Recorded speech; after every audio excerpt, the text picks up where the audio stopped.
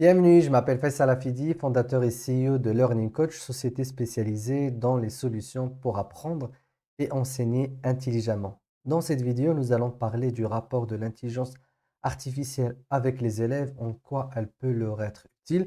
Je sais que c'est quelque chose qui va être obsolète bientôt parce que ça va être une évidence et un usage quotidien par les élèves. Maintenant, ce que j'aimerais aborder dans cette vidéo, c'est cette perception que nous avons en tant qu'enseignants et formateurs de cette intelligence artificielle et comment elle pourra mieux assister nos étudiants et nos élèves et comment nous devons accepter cela et commencer à nous préparer à une autre phase dans notre vie professionnelle en tant qu'enseignants et formateurs. On va voir cela tout de suite.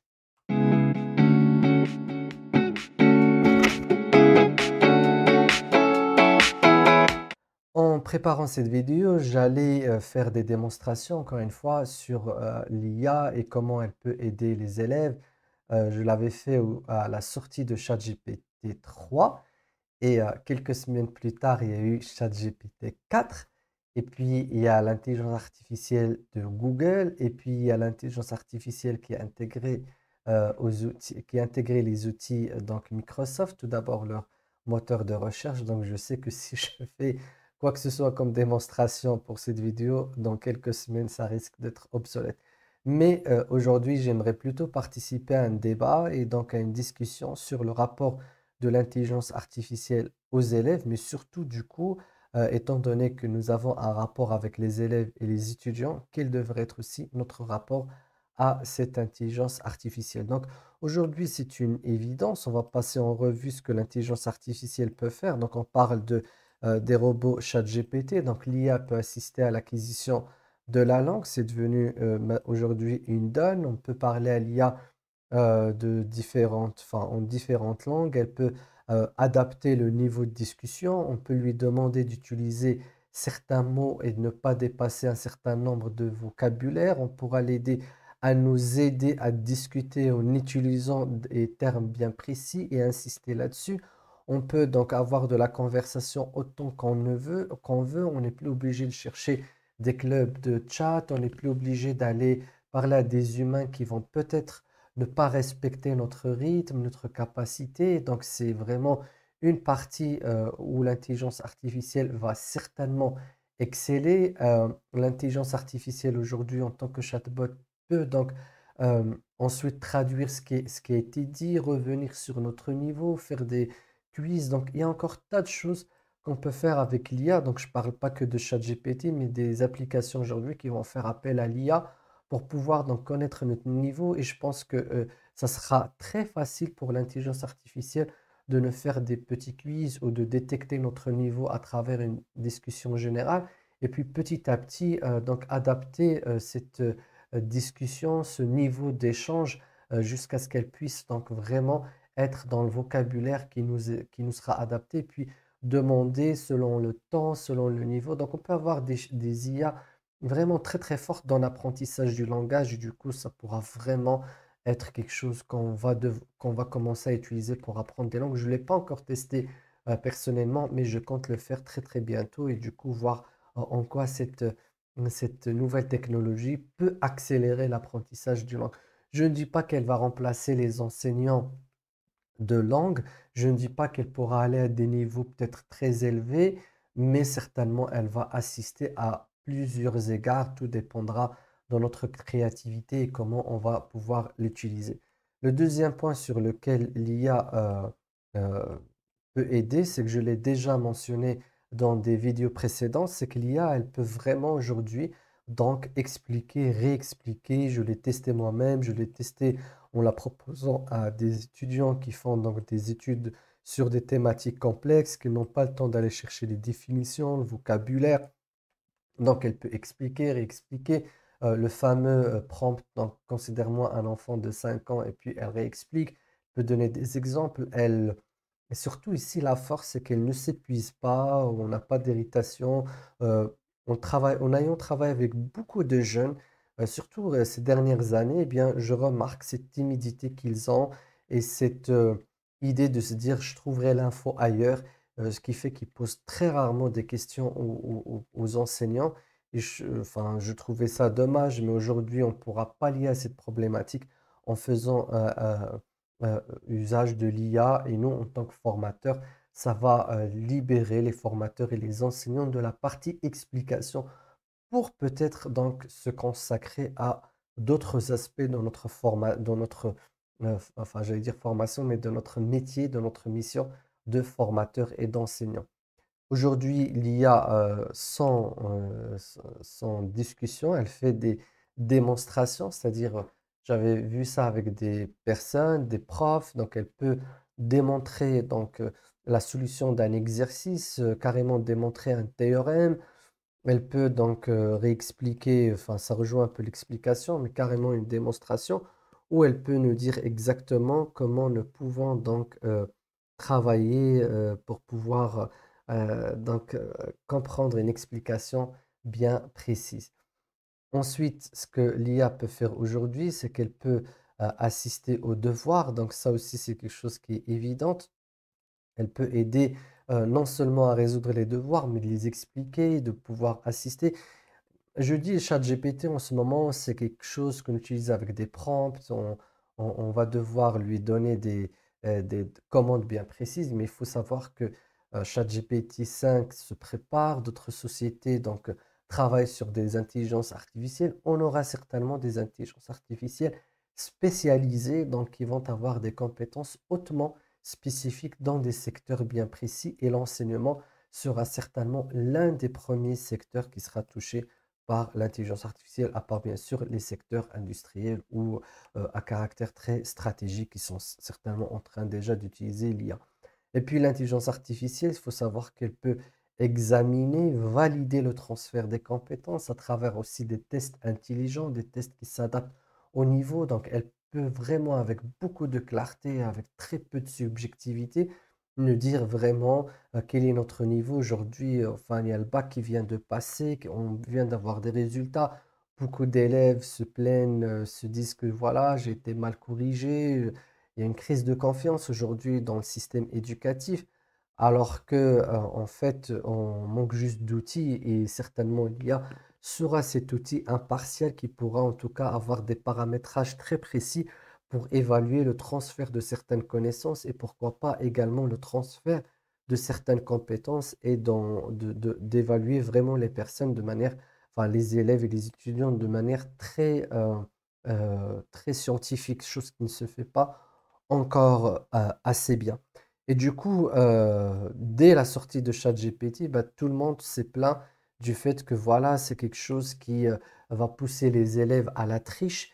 Et ça, comme je l'ai expliqué dans une vidéo précédente, c'est parce que l'institution scolaire se croyait avoir, elle avait le monopole donc de la transmission du savoir et du coup de la validation. Même si la transmission du savoir a commencé à être donnée par des vidéos, par des formations à distance, par des livres bien auparavant, mais l'institution scolaire, et les établissements académiques gardaient toujours le pouvoir de l'évaluation, de l'examination, de l'examen, et puis du fait de donner un certificat, donc c'est le fameux diplôme, donc le papier qui valide que la personne a certaines connaissances. Alors quand l'IA est rentrée, s'est introduite sur ce terrain de l'évaluation, elle a commencé à brouiller les pistes pour les institutions, donc pour les académiciens, pour les écoles en termes des examens, eh bien, tout de suite, on a crié que voilà, on l'a carrément interdit dans certaines universités, chose qui est vraiment absurde, et on l'a interdit dans certains États. Et puis maintenant, certainement, avec les VPN et tout ça, on commence à y revenir.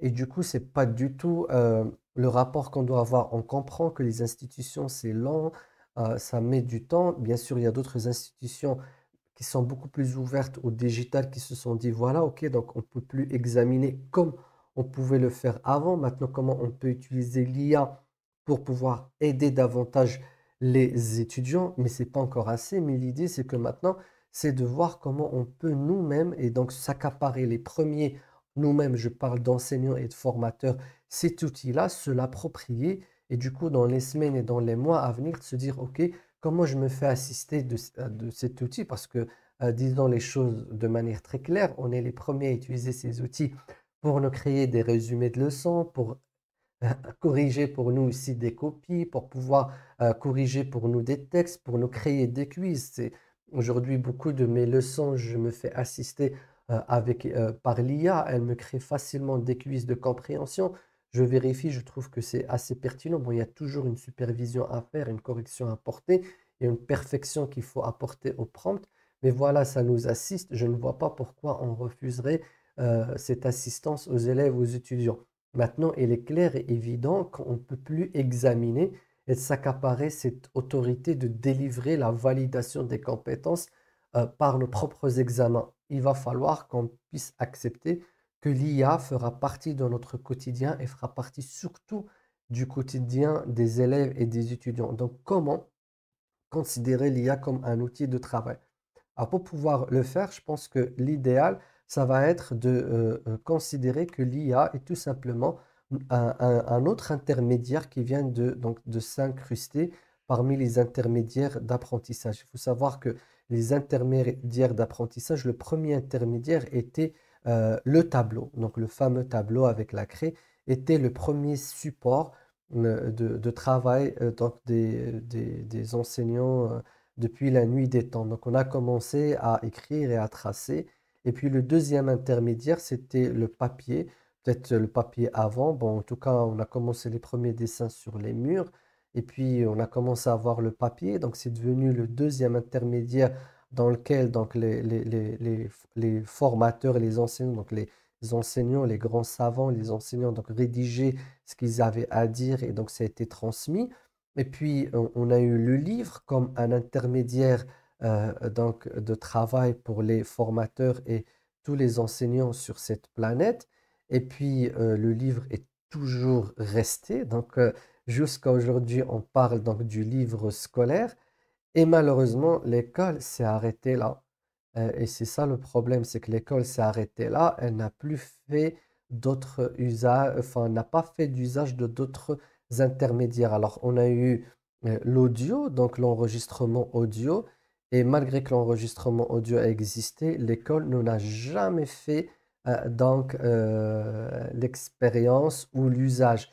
C'est-à-dire qu'on avait des cassettes et on avait des disques et maintenant on a enfin, des iPods à une époque, mais maintenant c'est les téléphones.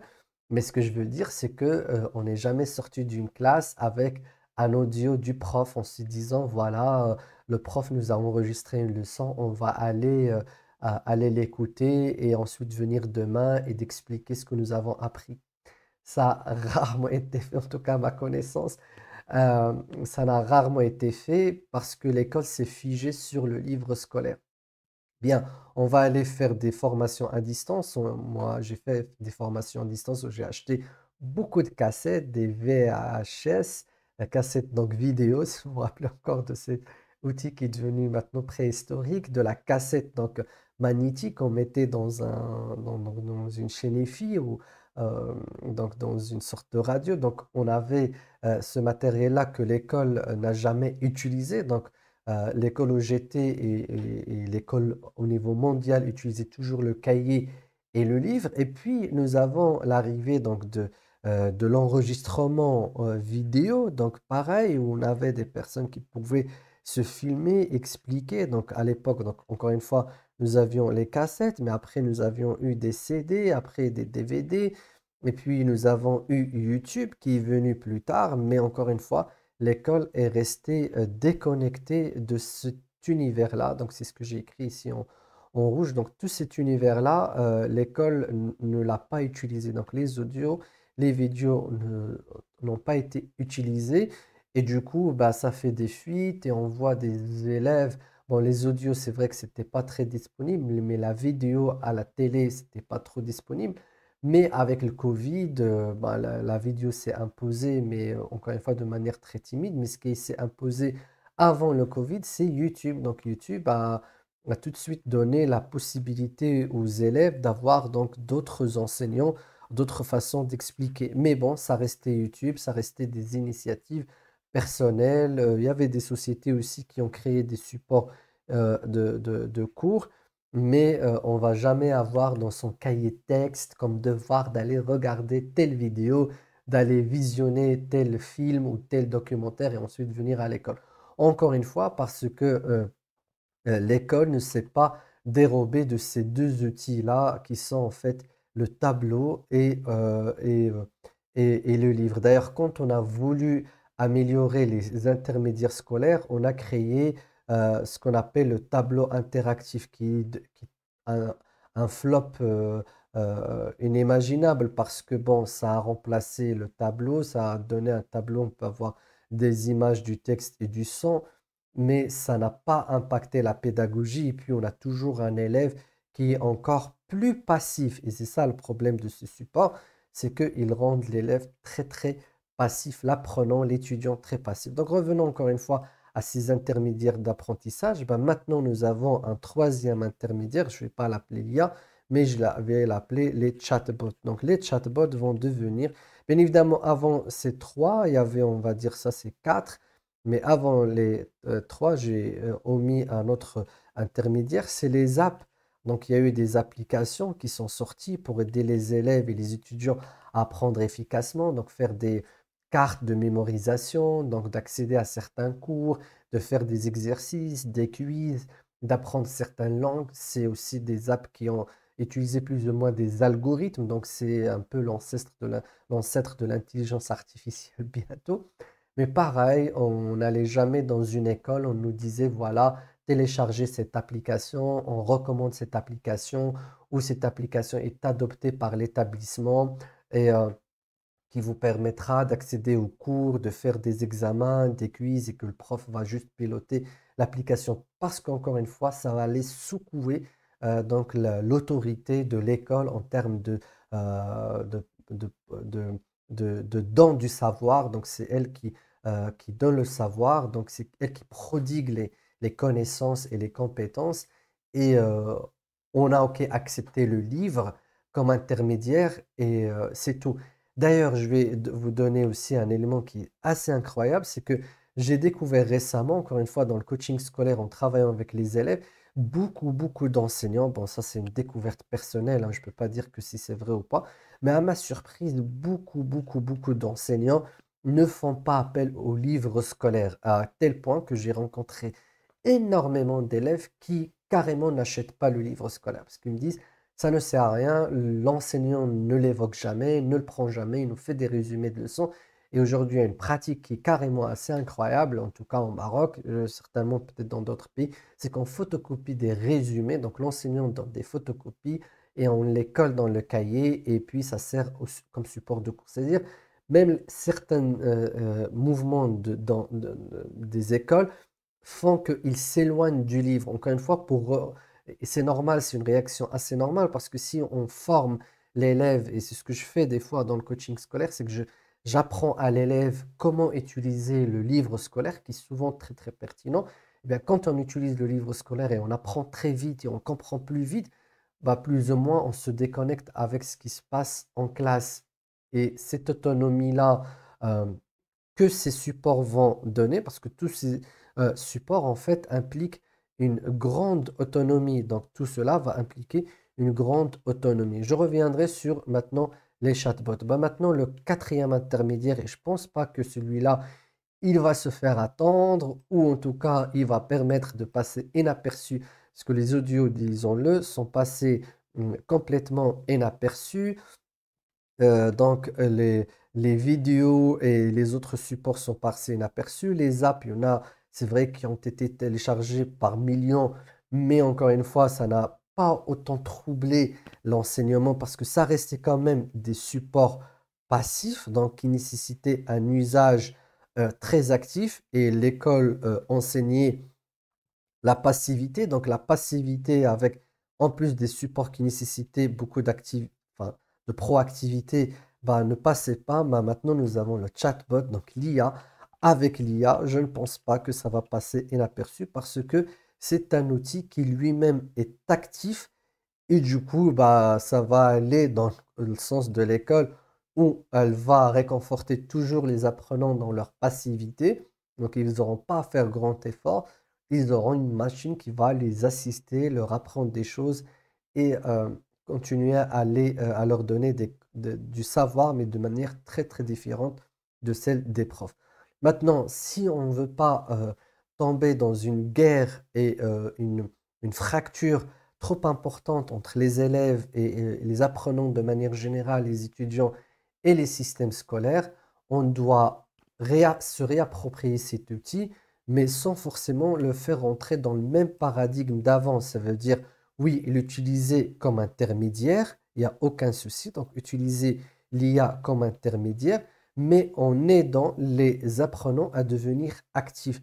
C'est-à-dire, on leur apprendra à faire des prompts, à utiliser l'IA pour apprendre les leçons différemment, les aider à préparer leur programme, mais dans ce cas-là, les aider également à ne pas mettre une pression sur l'apprentissage. Parce que le grand problème aujourd'hui du système éducatif, c'est qu'il prend en otage les élèves. C'est ce qu'on a fait durant le 19e siècle. On a pris en otage les élèves dans des classes durant des journées de la semaine, durant des périodes de l'année, et on leur a dit, voilà, tu manges ça le matin, tu manges ça à midi, tu manges ça le soir. C'est comme le disait Idriss Aberkan dans son livre Libérez votre cerveau. C'est comme si on a très faim, on est face à un buffet et à notre surprise, on ne nous autorise pas de toucher au plat comme on le veut, mais comme le chef cuisinier le veut. Donc, il nous impose le premier plat, le deuxième, et d'aller dans un ordre précis, à un moment précis, avec une quantité précise. On est tout de suite écœuré, même si nous avons faim et rien que avoir cette nouvelle pourrait nous couper l'appétit. Eh bien, on doit se réapproprier l'IA, mais avec un nouveau paradigme. Il va falloir absolument réfléchir différemment l'éducation et la transmission. Donc, un nouveau paradigme dans lequel on va donc un nouveau paradigme dans lequel on va commencer à donner plus d'autonomie et de liberté au niveau de l'apprentissage. Comment? Eh bien, en faisant confiance à cet intermédiaire en se disant, cet intermédiaire, il va faire des choses mieux que nous ayons l'humilité et l'acceptation que voilà, si moi j'ai à expliquer une leçon, je vais l'expliquer d'une manière, d'une deuxième manière, peut-être une troisième manière, et je suis un humain, il se peut que je sois irrité à un certain moment, il se peut que je sois fatigué, que je n'ai plus envie de réexpliquer la même chose, que je sois en doute si l'élève me demande parce qu'il n'a pas compris ou juste parce qu'il veut me provoquer, je reste un humain, je ne peux pas maîtriser tout mon langage non verbal. Si la machine peut expliquer mieux que moi de différentes façons, allez-y, on y va. Donc on la laisse faire et puis si elle peut évaluer, transmettre les connaissances, on y va et puis on voit nous qu'est-ce qu'on pourrait faire en plus, qu'est-ce qu'on pourrait rajouter à cet enseignement. Encore une fois, si on fait cela en disant à l'élève, bah, tu mets ce prompt le matin, tu apprends de l'IA ceci l'après-midi, le soir tu lui demandes de faire cela, ça va pas être impossible. Et je ne pense pas qu'on aura une IA qui va se taire. Je ne pense pas qu'on va avoir une IA et on aura perdu tout l'intérêt de cet outil si on le fait, de lui dire tu dis ça et tu dis pas cela, tu expliques ceci, tu n'expliques pas ceci, tu expliques ça aujourd'hui, tu expliques ça demain. C'est pas du tout, encore une fois, l'objectif de l'apprentissage. Nous avons un outil surpuissant en termes donc, de pas mal d'activités. Je ne vais pas me répéter, je l'ai déjà expliqué dans une vidéo précédente en termes donc, de correction, en termes d'assistance, en termes d'accompagnement sur certaines matières, sur certains domaines. Eh bien, à nous de faire à ce que cette transition soit faite avec les corrections qu'il faudra apporter au système. Voilà ma réflexion sur comment on pourra s'approprier aujourd'hui l'IA. C'est vrai qu'il y a encore beaucoup, beaucoup de choses à dire. Il y a des détails dans lesquels il faut rentrer. Il va falloir voir qu'est-ce que l'IA peut faire pour les petits-enfants. Il va falloir voir qu'est-ce que l'IA peut faire au niveau du primaire. Donc, une fois les acquisitions sont faites, qu'est-ce qu'elle peut faire au niveau du collège. Une fois, on est beaucoup plus sur le développement des activités ou des capacités cognitives avec l'enseignement d'une culture générale.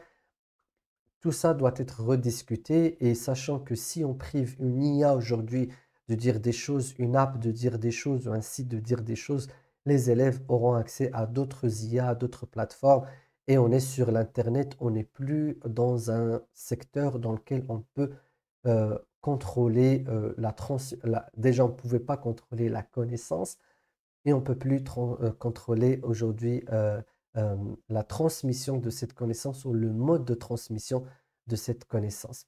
Si ce contenu vous intéresse, si l'apprentissage moderne et accéléré ou intelligent vous intéresse, si vous recherchez des outils pour enseigner plus efficacement et plus intelligemment, cliquez sur abonner de cette chaîne et si cette vidéo vous a intéressé, vous faites un like. Je vous dis à très bientôt. Ciao, ciao.